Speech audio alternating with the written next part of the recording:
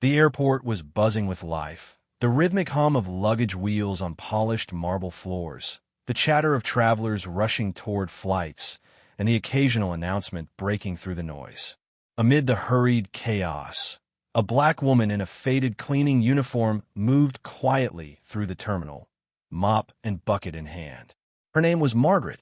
She had worked here for nearly 15 years, cleaning up after strangers, wiping down benches, and making sure that the gleaming floors remained spotless for people who never once looked down to notice a reflection in them.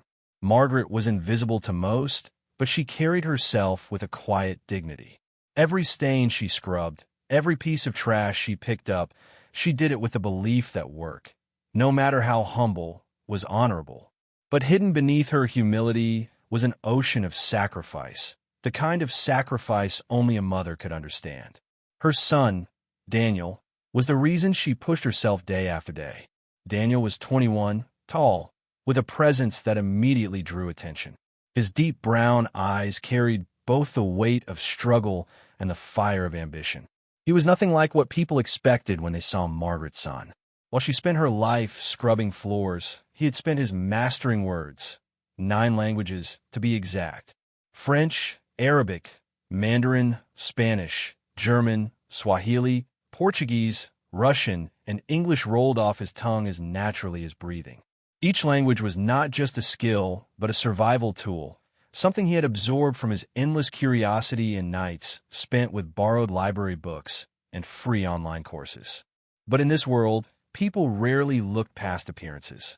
Daniel knew this too well.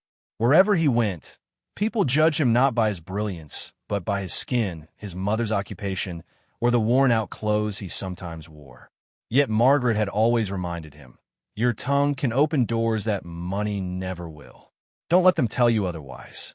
That day at the airport, fate was preparing a stage. An Arab millionaire, impeccably dressed in a tailored navy blue suit with a gold watch glinting under the lights, was waiting in the VIP lounge. His name was Kareem Al-Fayed, a man who had built empires in construction, oil, and finance. To the world, he was untouchable, someone used to respect, deference, and admiration. He spoke Arabic fluently and conducted his business mostly in English, but he rarely cared for anyone outside his circle of wealth. Margaret, finishing her shift, had come to the lounge corridor to mop the floors. Daniel was waiting nearby to walk her home. As they stood together, Kareem stepped out of the lounge with his entourage, men in sharp suits who followed him like shadows. Kareem's laughter echoed through the hall as he spoke loudly in Arabic, assuming no one else around could understand. His words were cutting and dismissive as he made a joke about the cleaning staff passing by. Daniel caught every word. His jaw tightened, but he stayed silent. His mother, used to insults that came in many forms, looks, whispers, outright mockery, kept her eyes on the floor. But then Kareem's gaze landed on Daniel.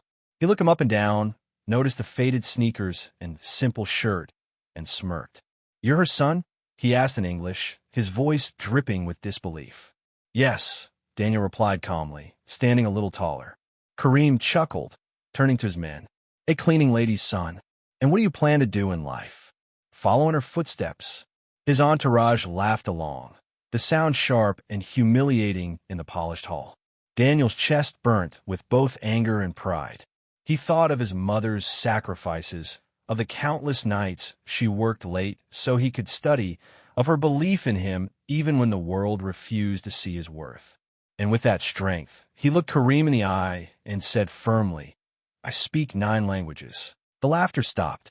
Kareem's smirk faltered, replaced by a flicker of disbelief. His men exchanged glances, unsure if they had heard correctly. 9 languages? It sounded impossible, laughable even. Kareem raised an eyebrow, his voice mocking yet curious. 9 languages? You expect me to believe that? Fine then. Impress me. Speak. Daniel didn't hesitate. He switched effortlessly into Arabic, his accent flawless as he repeated back Kareem's earlier cruel joke, word for word. The room fell silent. Kareem's entourage stared in shock. Never had anyone outside their world spoken their language so perfectly, let alone someone they had just mocked. Without pause, Daniel shifted into French, weaving sentences of elegance and poise. From there, he moved into Mandarin, his tones sharp and precise, then to Spanish, rolling his R's with native fluidity. Each transition was seamless, like a symphony of voices living within him. German came next, crisp and commanding, then Swahili, rich with rhythm, then Portuguese, Russian, and finally back to English, calm, steady, powerful. The air in the corridor was electric. Margaret stood frozen, tears welling in her eyes as she watched her son reveal his brilliance to men who thought him nothing. Travelers who had overheard stopped in their tracks, recording on their phones, whispering in amazement. Kareem's face had lost its arrogance. For the first time in years, he was speechless. Here was a young black man, the son of a cleaning lady, who had just shattered every stereotype, every prejudice, with nothing but the power of his voice. Daniel didn't raise his voice. He didn't gloat. He simply said, "Respect has nothing to do with money or status. My mother taught me that." The corridor erupted in murmurs, some clapping, some staring in awe. Margaret lowered her mop, her hands trembling as pride surged through her veins. This was her son, the boy she had raised on little more than love, sacrifice, and hope, standing tall before a man who thought he could belittle them.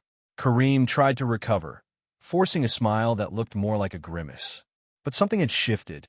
In that moment, the billionaire who thought himself untouchable had been humbled, not by another tycoon, not by wealth, but by the brilliance of a young man society wanted to ignore. And Daniel knew this was only the beginning. The clip of Daniel's astonishing moments spread across the airport faster than anyone could have imagined. A traveler had caught the entire encounter on their phone. The mocking words of Kareem Al-Fayed, the arrogance in his laughter, and then Daniel's sudden, breathtaking display of mastery as he switched from language to language like a maestro conducting an orchestra. By the time Daniel and his mother had reached their small apartment that night, the video had already been uploaded to social media and was gathering momentum. Margaret didn't own a smartphone. She had never cared for gadgets. Her life was too consumed by work, bills, and worry. But Daniel had one, an old secondhand model he used mostly for studying and practicing his languages. He sat on the edge of their narrow couch, scrolling with disbelief as comments poured in by the thousands. "This is one of the most powerful things I've ever seen. 9 languages? From the son of a cleaner? Unbelievable. Respect to this young man. He shut that billionaire down with pure intellect. I'm crying watching this. His mother must be so proud." Margaret sat beside him, weary from her shift, her roughened hands folded in her lap. "What are people saying?" she asked quietly, hesitant, as though praise was a language she had long forgotten. Daniel smiled softly. "They're saying you were right, Mama. They're saying knowledge is power." The next morning, reporters were already outside the airport trying to track down the young man who spoke 9 languages. Journalists wanted his name, his story, and his background. Within 48 hours, the clip had been watched by over 20 million people. News anchors replayed it with astonishment. Universities reached out. Language scholars debated his talent. And people around the world, from Lagos to Paris to Beijing, saw in him something rare. Not just brilliance, but dignity standing tall against arrogance. Meanwhile, Kareem Al-Fayed was facing an entirely different storm. For years, he had cultivated an image of generosity, philanthropy, and sophistication. But in that 3-minute video, the mask had slipped. The world saw a powerful man mocking a black cleaning lady and her son, only to be humbled by that very boy's brilliance. His PR team scrambled, issuing statements that his comments had been misunderstood or taken out of context, but the internet was unforgiving. Hashtags demanding accountability trended for days. Partnerships began to waver. Business associates whispered that perhaps Kareem's arrogance had gone too far. And yet, through all the noise, Daniel and Margaret remained quiet. They did not seek interviews, endorsements, or deals. They continued their lives, though their lives were no longer the same. For Margaret, the sudden spotlight was both terrifying and overwhelming. She had spent her entire adult life being overlooked treated as invisible. Now, cameras wanted to capture her face, and microphones wanted her words. She didn't know how to exist in that world. But Daniel understood something different. He knew this moment wasn't just about him. It was about every child who had been told they weren't enough, every mother who had scrubbed floors so her child could dream, and every time society measured worth by money instead of humanity.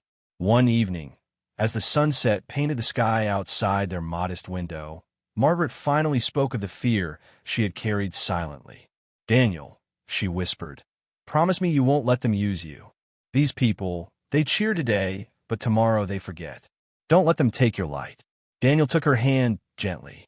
"Mama, you gave me this light, and I won't let anyone dim it." But the story didn't end there, because the very man who had mocked him, Kareem, was not finished either. Humbled though he was, Kareem was also intrigued. He had never been outdone, never been embarrassed in such a public way. And somewhere between his bruised pride and genuine curiosity, he decided he had to see Daniel again. 2 weeks later, Daniel received an invitation, hand-delivered by a suited driver, to their doorstep. It was embossed with Kareem's seal, formal and direct. Kareem wanted to meet privately, to discuss an opportunity. Margaret frowned the moment she read it. "This man insulted us. Why would you go?" Daniel hesitated. He remembered the cold laughter and the humiliation, but he also remembered what his mother had taught him. Doors sometimes open in unexpected places. "Maybe he wants to apologize," Daniel said quietly. "Or maybe he finally realizes we're more than what he thought." Margaret wasn't convinced, but she trusted her son, just as she always had. The following day, Daniel entered one of the tallest skyscrapers in the city, escorted through glass doors into Kareem's private office, a space that reeked of wealth. Floor-to-ceiling windows overlooked the skyline. Golden furniture gleamed in the sun, and on the walls hung art worth more than Margaret would make in 10 lifetimes. Kareem sat behind a massive mahogany desk, his sharp eyes watching Daniel carefully. "Sit," Kareem said, gesturing to the leather chair across from him. His tone was controlled, but the arrogance had softened. Daniel sat, calm and steady. "You embarrassed me," Kareem began bluntly, his accent thick but his English sharp. "But you also impressed me. I will admit, I have never met someone like you." Daniel didn't flinch. "Respect should not be based on who you have met, but on how you treat people," he replied. A silence lingered. Then, unexpectedly, Kareem smiled faintly. "You have fire. I like that. And I don't waste potential when I see it. I want you to work for me." The offer hung in the air like smoke. Daniel blinked. Work for him? For the man who had mocked his mother? The man who had laughed at his very existence? Kareem leaned forward. "You have a gift, Daniel. Languages. Influence. You could be an asset to my businesses, my global dealings. I will pay you more than you could imagine. You and your mother will never worry about money again." For most, it would have been a dream come true. Security, wealth, status, everything Daniel had lived without. But Margaret's voice echoed in his heart. "Don't let them use you." Daniel straightened in his chair. "I'm not for sale," he said firmly. Kareem's brows furrowed. "Do not be foolish, boy. This is opportunity." Daniel shook his head. "No, opportunity is when you lift people up, not tear them down. I will build my own path. Not by being someone's trophy, not by standing beside a man who disrespected my mother." The words cut deeper than any rejection Kareem had ever known. No one had dared refuse him. Yet here was the son of a cleaning lady, denying his wealth, his power, and his offer. Kareem's jaw tightened, but somewhere inside, respect flickered. He was looking not at a boy, but at a man of principle, something money could never buy. And so the story of Daniel began to shift again. What had started as a viral video was evolving into a tale of dignity, resistance, and unshakable pride. Because sometimes the greatest wealth isn't what you accept. It's what you refuse. When Daniel left Kareem's towering office, his heart was pounding, but his spirit was steady. He had walked away from wealth that could have changed his life overnight, a decision most would have called foolish. Yet as he stepped back into the noisy streets, where children chased after buses and vendors shouted about their goods, he felt lighter than he ever had. Because for Daniel, dignity was priceless. But dignity, he soon learnt, was not without a cost. News of the private meeting didn't stay private for long. Kareem's empire thrived on whispers and speculation, and soon, leaks began to surface. Articles hinted that the billionaire had offered Daniel a lucrative position. Some praised him for recognizing talent. Others mocked Daniel for refusing. A boy who could have had everything chose nothing, one headline sneered. Critics painted him as arrogant, ungrateful, and short-sighted. Commentators debated on television. Should Daniel have accepted? Was he foolish to reject such an offer? Through it all, Daniel stayed silent. He wasn't interested in feeding the spectacle. But Margaret worried. At the small kitchen table, over bowls of thin soup, she looked at her son with concern etched into every line of her face. "People can be cruel, Daniel," she said softly. "You know this. I don't want them to twist your name." Daniel reached across, holding her hand. "They don't know me, Mama, and they don't know us. What matters is we know who we are." Margaret smiled faintly, though the worry never fully left her eyes. She had carried too many years of struggle to believe the world could be kind. But while critics sneered, others saw something different in Daniel, something powerful. Universities began to send official letters, not just applauding his skill, but offering him opportunities to study linguistics, international relations, and diplomacy. NGOs working with refugees contacted him, asking if he would volunteer to help with translation. Cultural institutes from around the world extended invitations. And slowly, Daniel's story became more than just a viral clip. It became a symbol. For Black children in schools who felt invisible, Daniel was proof that brilliance could not be hidden forever. For mothers who worked menial jobs while dreaming bigger dreams for their children, Margaret became a beacon of sacrifice and quiet strength. Across continents, people shared their stories under hashtags bearing Daniel's name, saying, "He speaks for us." But Kareem was not done. The billionaire was not a man accustomed to rejection. He could not shake the humiliation of that moment, the boy's firm refusal, the quiet power in his eyes.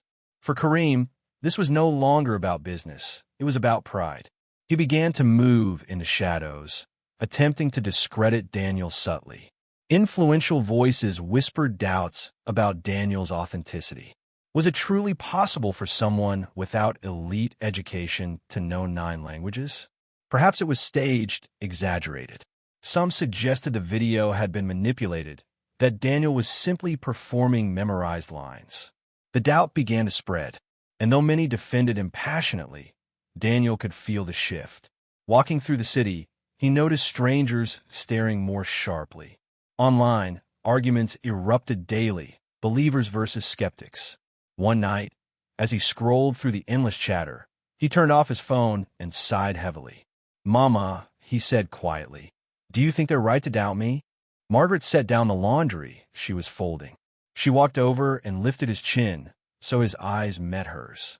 "Daniel, you learnt those languages word by word, page by page, night after night while I was cleaning floors. I saw it with my own eyes. No one can take that truth away from us. The world may question you. Let them. Your brilliance is not up for debate." Her words anchored him. The very next week, Daniel decided to act. He agreed to an interview, not with a sensationalist outlet, but with a respected international broadcaster. In the studio, he sat calmly, facing questions not just about his life but about the doubts. "Some say you are a fraud," the journalist pressed, "that no one could truly master 9 languages at your age without formal education. What do you say to them?" Daniel didn't flinch. He looked into the camera and began speaking, first in English, then in French, then in Spanish. Arabic followed, then Mandarin, then Russian, then Swahili, then Italian, then Hindi. 9 languages, each flawless, delivered with the ease of a man, not proving himself, but living his truth. The studio fell silent. The journalist's eyes widened, stunned into awe. "This," Daniel said quietly when he finished, "is not performance. This is who I am, and this is who my mother raised me to be." The clip went viral again, this time silencing most doubters. Universities doubled down on their offers. Leaders of international organizations reached out, seeing in him a future diplomat, a bridge between cultures. The world that had once dismissed him now began to see him not as a curiosity, but as a possibility. Yet for Daniel, the true victory was not the recognition. It was the look in his mother's eyes as she watched the interview from their living room. Eyes brimming with tears, not of sorrow, but of pride. But shadows still lingered. Kareem watched all this unfold from his penthouse, fury burning beneath his polished exterior. He had tried to silence the boy with wealth, to smear him with doubt, and failed both times. And now Daniel was becoming something Kareem could not control, an icon. The billionaire's advisors urged him to move on, to focus on business. But Kareem's pride had been wounded too deeply. He resolved that if Daniel would not join him, he would do everything in his power to ensure the boy would stumble. And so the stage was set for the next chapter of Daniel's journey. A journey not only of languages, but of resilience, resistance, and the unyielding fire of dignity. Because the higher Daniel rose, the stronger the forces trying to pull him down would become. The city was alive with Daniel's name. His interview had swept across borders, translated into dozens of languages he himself already knew. Children in classrooms mimicked his words. Teachers used his story as a lesson in perseverance. And organizations highlighted him as proof that brilliance could emerge from the most overlooked corners of society. Yet, while admiration poured in, danger grew quietly. Kareem was not a man who accepted defeat. The billionaire had built his empire on dominance, not collaboration. Every rejection Daniel gave him had been like a knife to his pride, and watching the young man transform into a symbol of resilience and dignity only deepened his resentment. In his mind, this boy, the son of a cleaning lady, had embarrassed him publicly, and that, Kareem decided, could not go unpunished. He began carefully. Articles appeared questioning Daniel's character. Anonymous sources whispered about arrogance, suggesting he was using his story for fame. Then came fabricated reports claiming he demanded money for interviews or refused to help others without reward. Kareem's wealth ensured these lies found platforms, and slowly, shadows crept into the bright image the world had of Daniel. Daniel noticed the shift. Walking through crowded markets, he heard murmurs he couldn't quite place. Online, supporters still fought for him, but critics grew louder. One evening, after scrolling through cruel headlines, Daniel sat quietly in their small apartment. His mother, folding clothes nearby, noticed his silence. "They're trying to make me something I'm not, Mama," he whispered. "They're painting me as greedy, selfish, and people believe it." Margaret placed her hand over his. "Daniel, lies travel fast, but truth has stronger legs. You've walked too far to stumble over their shadows. Stand tall. Let the world see the real you." Her words gave him strength, but the storm was far from over. Weeks later, Kareem escalated. He used his vast influence to pressure organizations considering Daniel for positions. Promises were rescinded, invitations retracted. Where doors had been opening, suddenly some slammed shut. The weight of rejection began to press down again. Yet amidst the darkness, a spark appeared. One day, Daniel received an invitation to speak at the United Nations. The organizers had seen his viral interviews, admired his ability to navigate cultures with language, and believed his story embodied the hope the world needed. For Daniel, it was a chance not just to defend himself, but to speak for all who had been silenced or underestimated. When he stood at the podium, his voice was steady, but his heart carried generations. He began in English, then shifted seamlessly into French, Spanish, Arabic, and more. Delegates leaned forward captivated. He didn't just display skill. He told his story through languages. He spoke of his mother cleaning floors while he studied late into the night. He spoke of being laughed at, doubted, and dismissed. He spoke of dignity, the one thing that could never be bought. Language, he said, his eyes sweeping the room, is not just words. It is connection. It is humanity. And humanity should never be dismissed because of class, color, or circumstance. When he finished, the chamber erupted in applause. Delegates stood, clapping with tears in their eyes. Margaret, watching from the balcony, pressed her hands to her face, overcome with emotion. The speech became legendary. News outlets replayed it endlessly, calling it a defining moment. Leaders praised him. Universities reaffirmed their offers, and his place as a rising figure in global diplomacy was cemented. Kareem's smear campaign crumbled under the weight of Daniel's undeniable authenticity. But Kareem, watching from afar, seethed. He realized his attempts to destroy Daniel had only made him stronger. The boy had taken every attack and transformed it into a stage for his brilliance. And in that realization came an uncharacteristic silence from the billionaire. He faded from the narrative, while Daniel's star continued to rise. Back home, Daniel and Margaret sat once more at their modest kitchen table. It was the same table where they had shared thin soups and heavy worries, but now it felt different. Opportunity surrounded them. Letters filled their small mailbox, not of bills and notices, but of invitations and honors. Margaret looked at her son, her eyes soft but proud. Daniel, you've given them more than your languages. You've given them your soul. But promise me this, never let their applause change who you are. Daniel smiled gently. Mama, the only applause I need is yours. Her laughter filled the room, light and warm, a sound that carried years of sacrifice and love. As time went on, Daniel became not only a translator of languages, but of cultures, hearts, and ideas. He worked with refugees, helped negotiate peace talks, and inspired countless children from humble beginnings to dream bigger. His journey was no longer just about words. It was about proving that dignity, once held firmly, could move mountains. And while the world now celebrated him, he never forgot where it began, with a mother's quiet strength, a boy's unyielding determination, and the audacity to stand tall in the face of laughter. Because Daniel's story was never just about languages. It was about voice, a voice that could not be silenced, a voice that belonged not just to him, but to all who had ever been overlooked. And in the echoes of that voice, the world was reminded, brilliance knows no class, no race, no boundary.